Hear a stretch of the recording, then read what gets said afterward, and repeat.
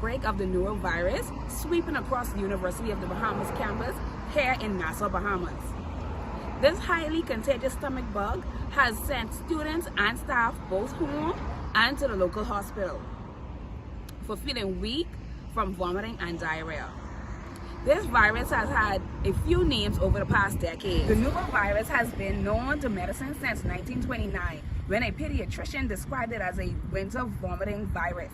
In 1968, an outbreak at an elementary school in Newark, Ohio, was linked to the virus and was then called the Newark virus. Scientists have begun more detailed studies on the virus genes and proteins in 1998.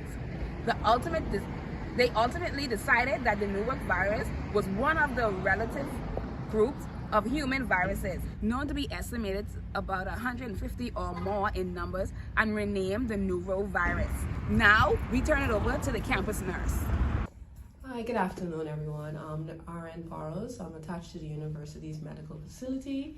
For the past few weeks, we've had an influx of students and faculty members that visit the clinic recently with the following symptoms, such as headaches, muscle aches, low-grade fever, and chills.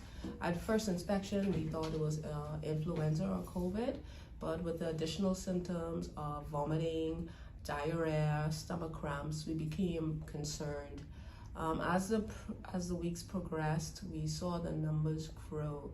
A few of the cases were mild enough that we recommended over-the-counter medications and some rest, but a few of them were showing severe signs of dehydration, so they were sent to their physician or to the nearest medical facility. Thank you, Nurse Barrows. Now we know what to look out for in terms of signs and symptoms. Now we will turn it over to Dr.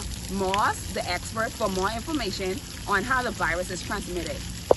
Thank you, Nurse Turnquest, and good evening, everyone. I'm Dr. Moss, and today we're going to be talking about the highly contagious norovirus.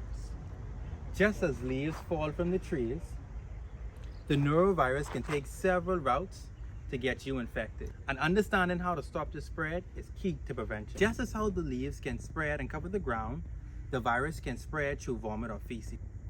Imagine that the people infected with the norovirus are like the trees in the park, and the virus like the leaves the trees shed.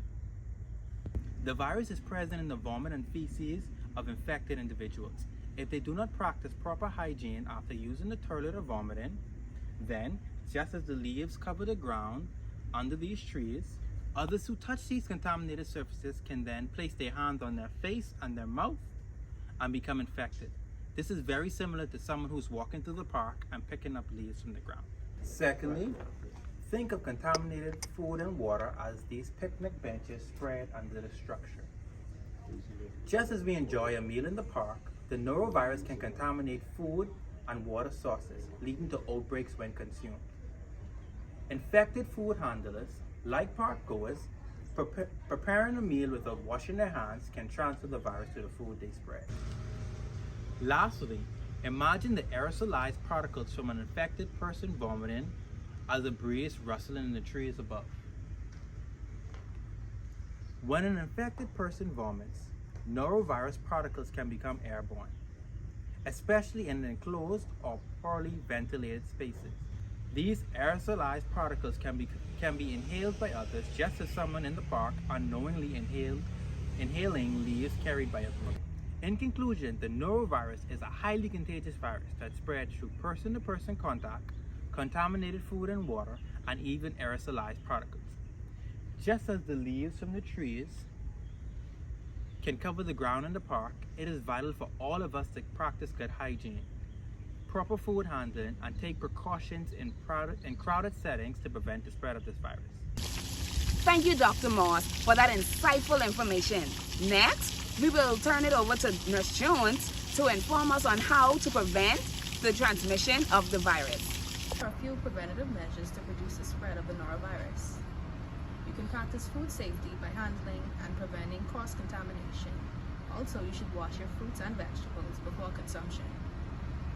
You should clean and disinfect touch surfaces, for example, doorknobs, bathroom fixtures, and countertops.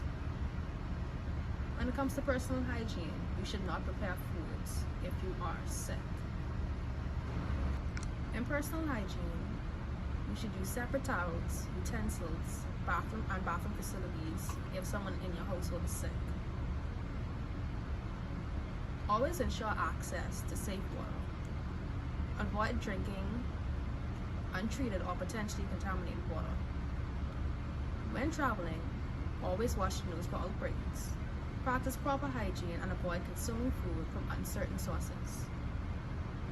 And most importantly, hand hygiene. Proper hand hygiene is essential in inhibiting the norovirus transmission. Washing hands thoroughly with soap and water for at least 20 seconds, especially after using the toilet. Changing diapers and before or preparing food. Now, Nurse Jones, are there any current treatments available for the norovirus? There are no any treatments for this virus as yet, as scientists are still actively working to find a vaccine. However, with the preventative measures, you can help stop the spread of the norovirus. Thank you, Nurse Jones, for that information. We will continue to monitor this developing story. Until next time, please follow the advice given today by the medical experts. Stay safe. Thank you. Until next time.